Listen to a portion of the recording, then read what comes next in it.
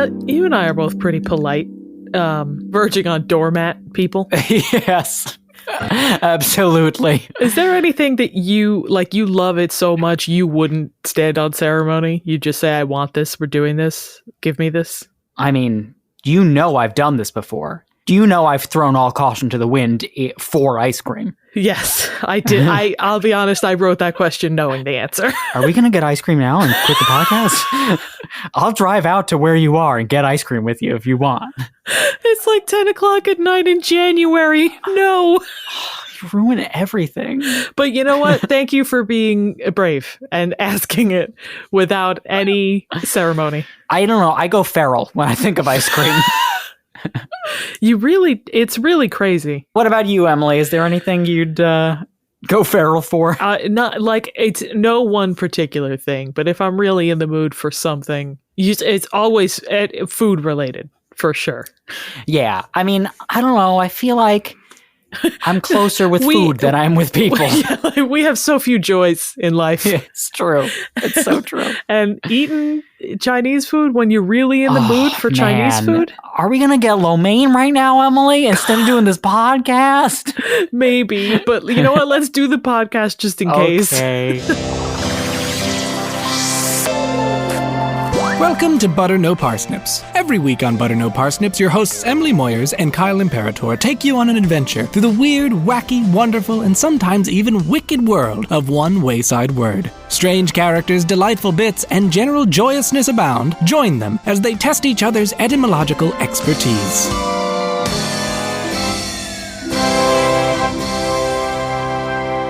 Hey everybody, welcome to Butter No Parsnips. Oh, I'm Kyle Imperator. Oh, I'm Emily Moyers. Oh, and we're going to do a word for you today, I think, if Emily's brought one. And some ice cream. I have brought one. No, I don't have any ice cream, all right? Stop asking. Okay. I do have a word for you, though. Kyle, your word is Accismus. Accismus. Accismus. Oh, what? Yeah, Emily. It's like the worst possible pronunciation you could get from those letters. It's like I bring words to this podcast and you get them and you're like, that's a word. I've never heard of that word before, but that's a word. You bring words to this podcast and I'm like, has this ever been pronounced before by a human? Is some sort of, deity going to come and destroy our universe now? Yeah, the deity Accismus. Accismus. The great and powerful. Oh, God, Accismus. Yeah. Well, all right. So I'm trying to formulate something here. I'm gonna guess it's from Latin Greek. Do you want to land on one or the other? Greek? Yeah, ultimately Greek, but we got through Greek. Latin, so you're right. And if afflatus is anything to go on, is this a noun? It is a noun. Can it be used in other ways? I dare you. No, it's just a noun. Okay, God. It's so, like, just a gut reaction. It's like, hit me. Someone's like, Accismus, I just want to say that you look beautiful today.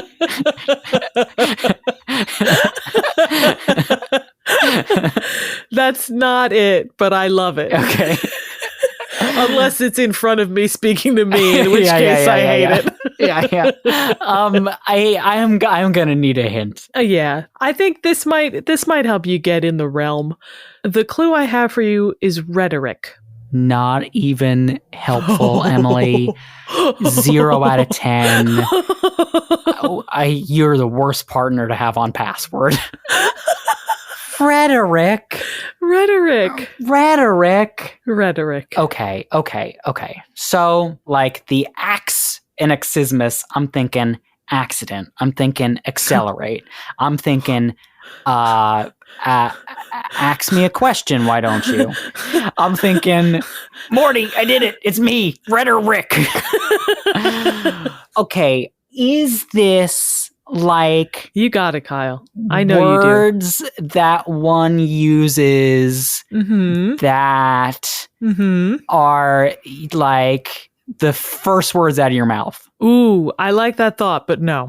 But I like it. Do you want me to tell you? Yeah. Accismus is the feigned refusal of something earnestly desired.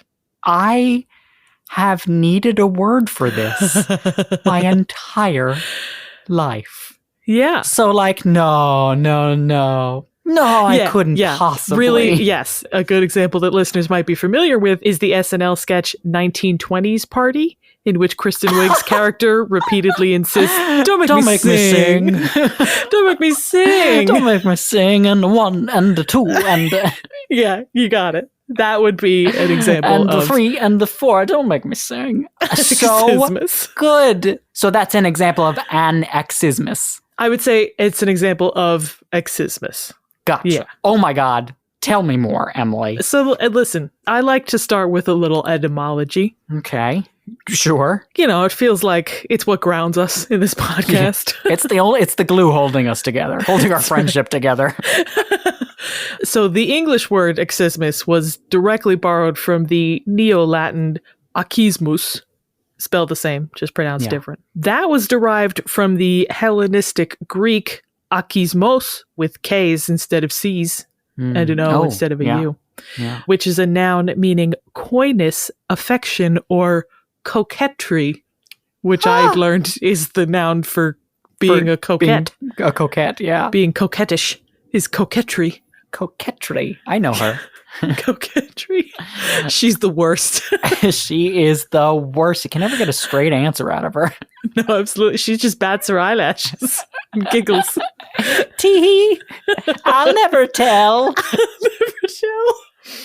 So the Accismos, in turn, was derived from the ancient Greek akizethai, which is a verb meaning to act indifferent, to act ignorant, to act shocked, or to be coy. This is all good. Yeah, it's like all sort of near at hand. It's like dancing around the same thing of like acting like you don't care. Yeah, absolutely. The root in all of these words is akko, A-K-K-O. The most common translation for that root that I found is that it refers to a sort of boogeyman or ghost or goblin used to frighten children.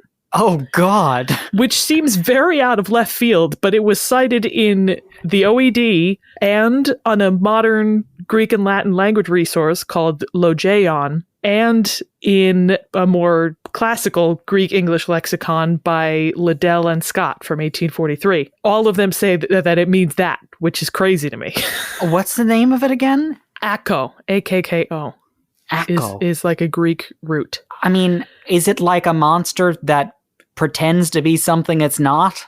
All I could find was that it's a monster used to frighten children. That was the extent that any of these resources said about it. Emily, you've stumbled upon some sort of Cthulhu-like mystery. That's right. The fact that there's no description of this demon makes it scarier. Yes.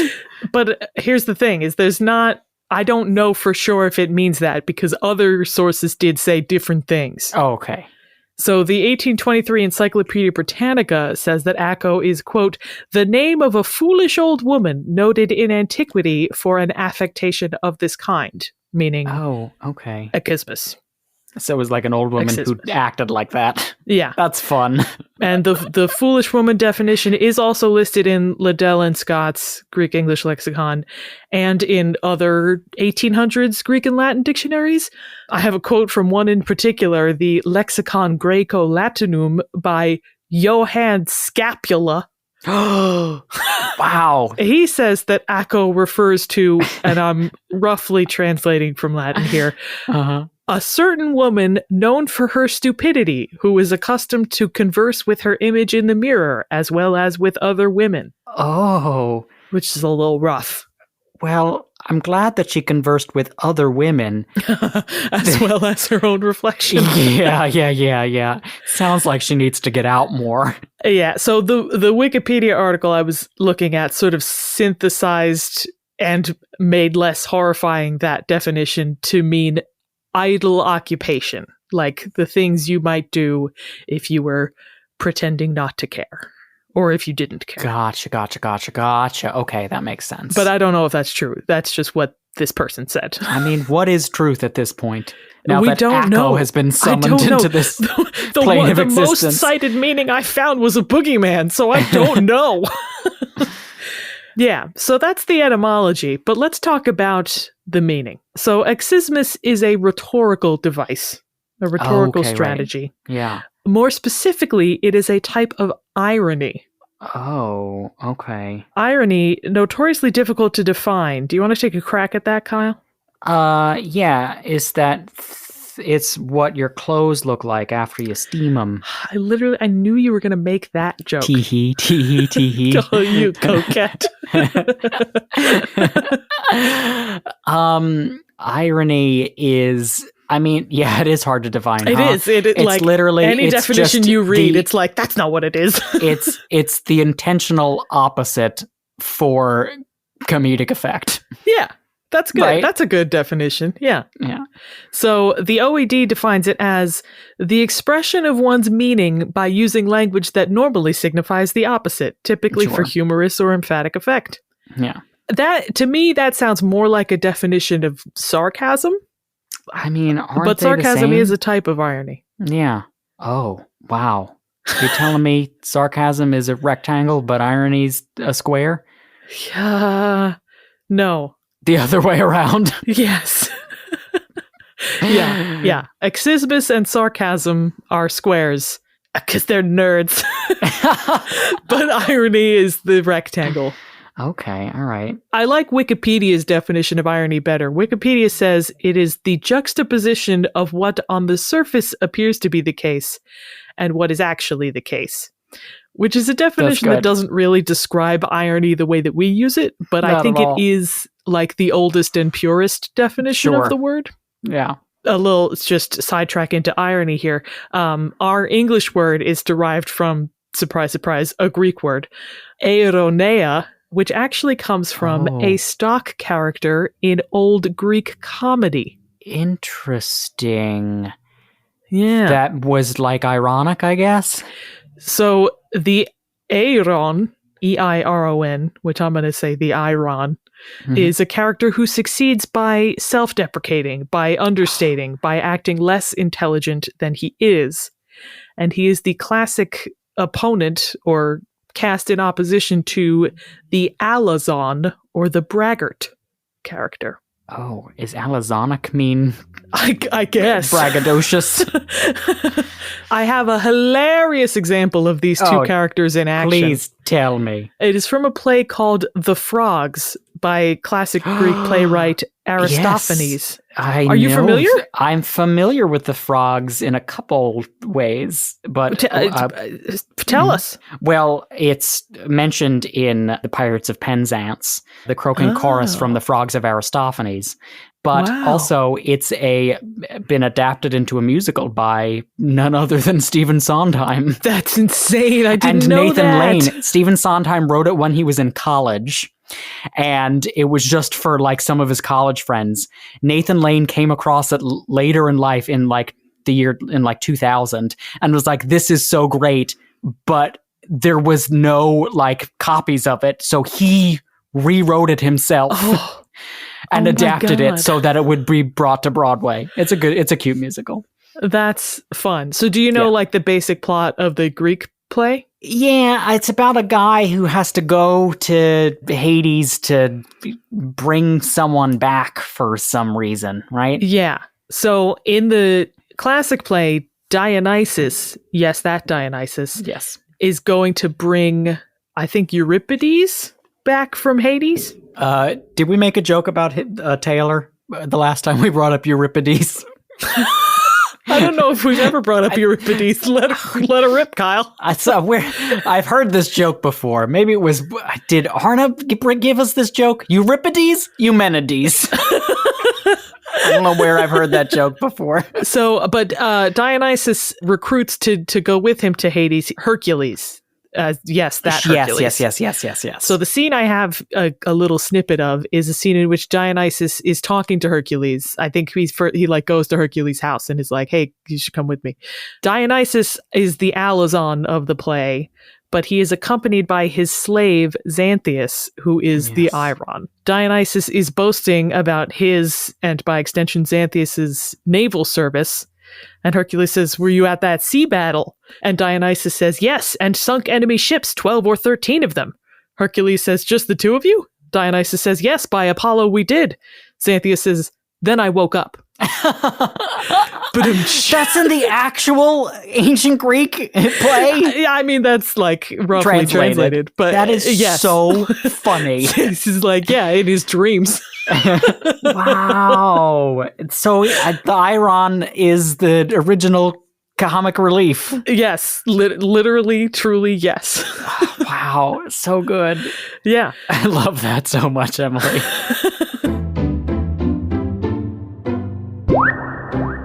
So, getting back to Accismus, a type of irony, but also, just in general, a very polite thing to do. Yeah. We talked about it at the top, but do you feel like this is something that you do? Pretend that you don't want something that you do to be nice? Yeah, I've gotten to the point where I feel like I've Accismused myself into believing that I just don't want anything good for myself. Yeah, you know? I feel like we do it to excess. Yeah. To unhealthiness. Yeah.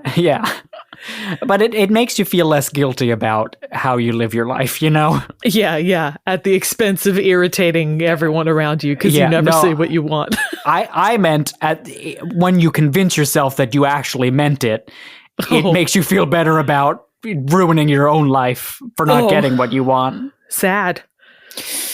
That's Accismus, baby!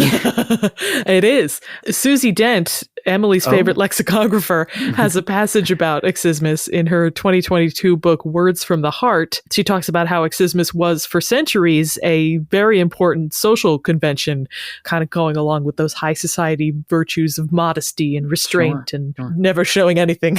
It's like when, you're out to eat and someone's like, "I'll pay." And it's like, no, I'll pay. No, I'll pay. Yeah. Neither of them want to pay. You do that little check dance. Yeah. Yeah. She cites a quote from 19th century German writer Jean-Paul Friedrich Richter, who she says, quote, both venerated and patronized women. Richter writes in his 1866 book Lavana, "A woman requires no figure of eloquence so often as that of Accismus.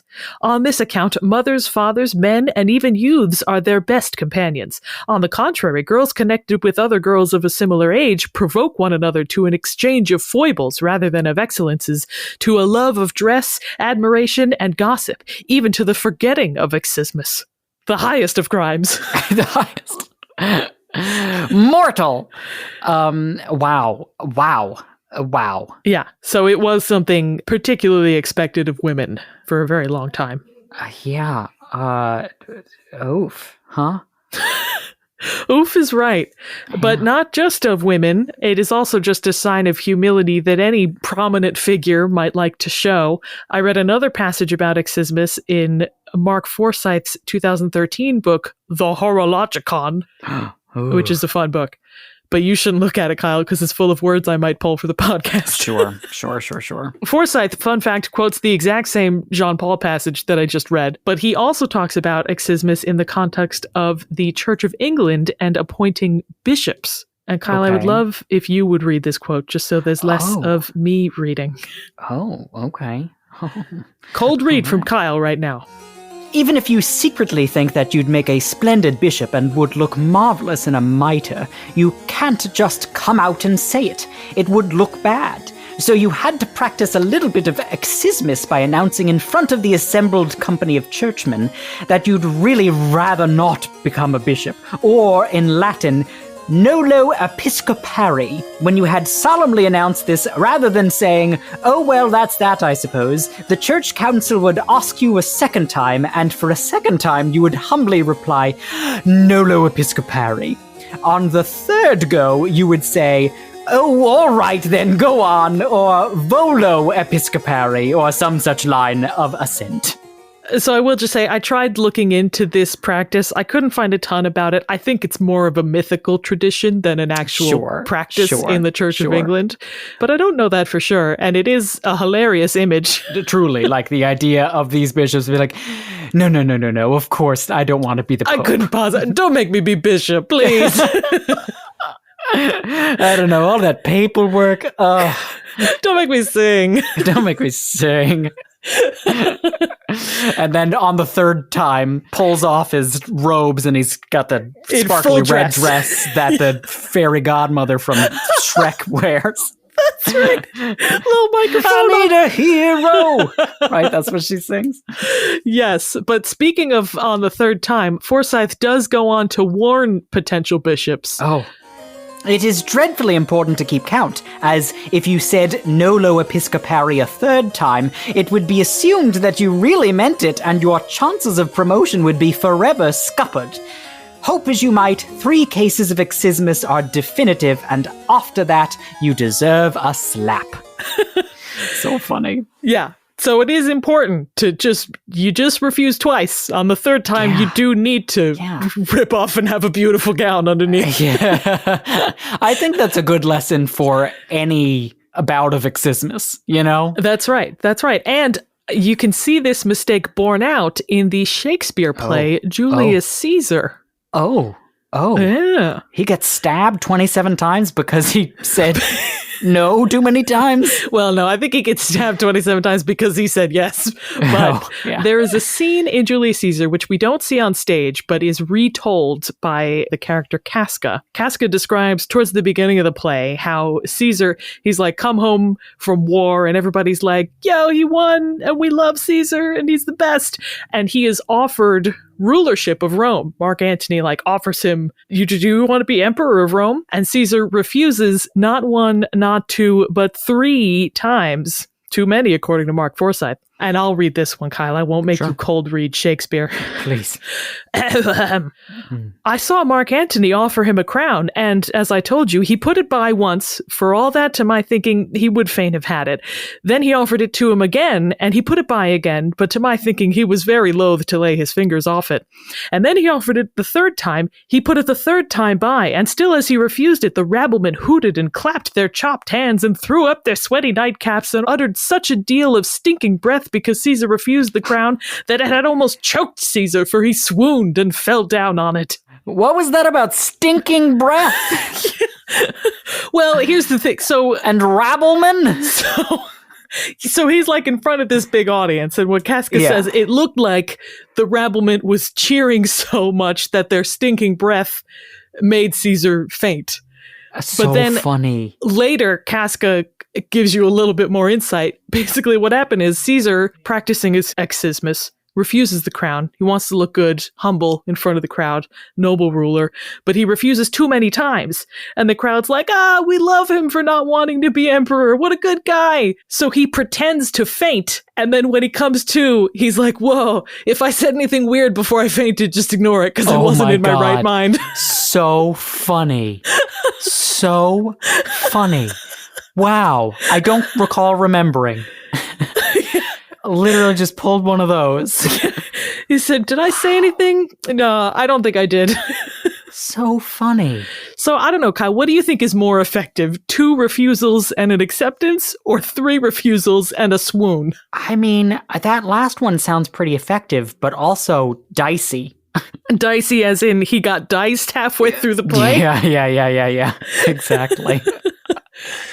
Yeah. He really played with how many times I can say no before they'll stop asking.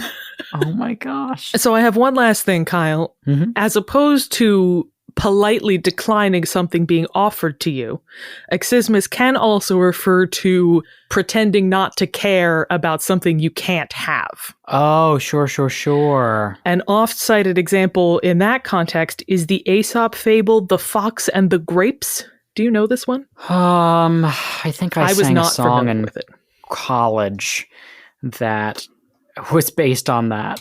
Yeah? I mean, it is a famously concise Aesop fable, so it might have been the whole thing just in a song. Yeah, remind me. Oh, well, actually, I can just read it to you because it's that short.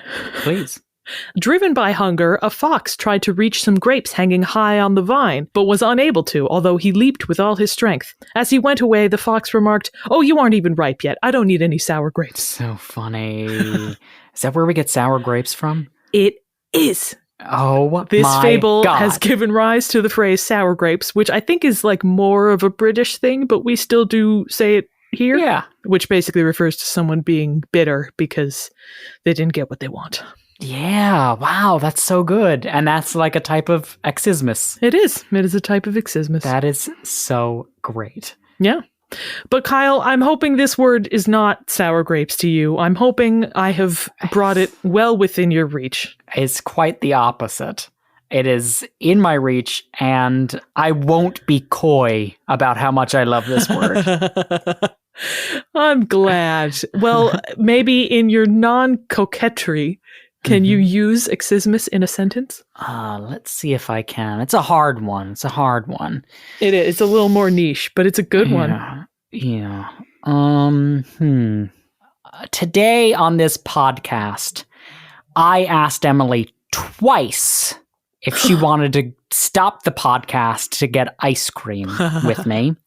And I'm hoping that on the third time I ask, her Accismus will be revealed and that she will want to go get ice cream with me, and that will turn the podcast recording device off immediately. And when I don't, Kyle will show Accismus because he didn't get what he wants, but he'll pretend he doesn't care. Exactly. Great sense, Kyle. Thank you, Emily. Great word. Accismus is such a freaking good word, Emily. Oh, I'm so glad. It really is. It's like perfect. I'm so excited to have this in my lexicon. Nice. Kyle, do you want to play a game? No. Are you sure you don't want to play a game? Yeah, I'm sure. Don't you want to play a game? Okay, I can play a little game. Perfect.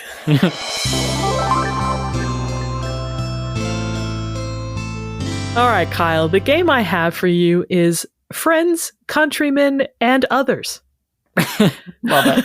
So many rhetorical terms, we've talked about a few of them on this podcast. Many of them, like Accismus, come from ancient Greek, but not all of them do. Oh. So for this game, I'm going to give you a word bank of rhetorical devices. I'm going to give you the English terms, but they do all come from other languages, except one, which is a red herring. So I'm going to give you 4 terms in your word bank. I will give you the meanings of 3 of them, and you can try to tell me what term is what. Gotcha. Yep. So your word bank is staircase wit, diphrasism, wellerism, and goblet word. Okay. Those are all rhetorical devices. I think I've heard of wellerism before, but I don't know if I would recognize it. So let's hear them. All right, Kyle. The first one that I am going to clue you to is this Spanish-derived term refers to a figure of speech in Mesoamerican languages in which 2 separate words are paired together to create a metaphor. I mean, if that's not diphrasism, I don't know what is. Yeah, that one was the easiest one to get. Yeah. That is diphrasism, or in Spanish, difrasismo. An example of that would be the Nahuatl word atlachinoli, I think is how you say it. I'm not fluent. But that is a combination of the words for water and for burnt earth, but together they metaphorically refer to war. Oh, interesting. Yeah. And they have a bunch of words like that in Nahuatl and other Mesoamerican languages. That's fun. That's good. All right, so you got one right. Next one I have is a Chinese-derived term that refers to fluid language that maintains equilibrium across shifting meanings, enabling one to go along with all sides of an argument. And I'll be honest, I'm quoting that directly from other people's explanations of this term because I barely understand it. I mean, wellerism sounds like it would make sense here, but I don't know if that's it. I'm going to take a leap of faith and guess staircase wit. It is not. It is goblet word. Wow. Okay. Yeah. What the heck? Shi Yan Zhiyyan, which I think literally is like the word for goblet and the word for word. Word. Coined in a Taoist text called the Zhuangzi, which says, quote, "Goblet words pour forth every day and harmonize within the framework of nature." That's really as much as I can explain it to you because I don't understand it any more than that. All right. Cool. Great. Thanks. All right, last one. Okay. This term derives from a story told by 18th century French essayist Denis Diderot and refers to the predicament of thinking of the perfect reply too late. Oh, is that staircase wit? It is staircase wit. Yeah. Or in French, l'esprit de l'escalier. The spirit of the staircase. That's right.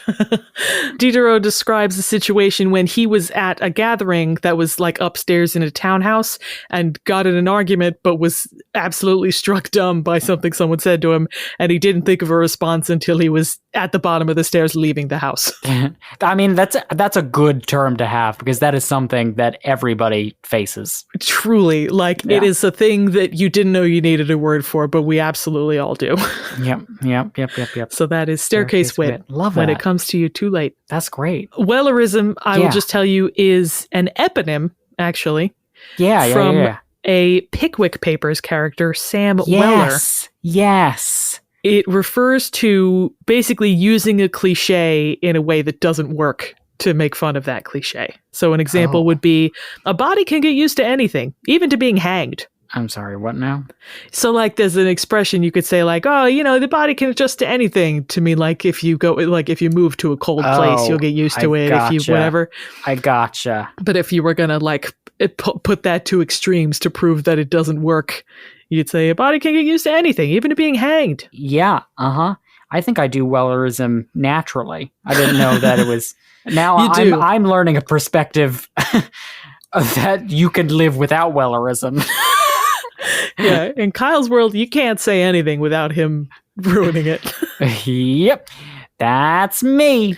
That's Kyle. And my form of staircase wit is when I fall down the stairs and everyone laughs at me.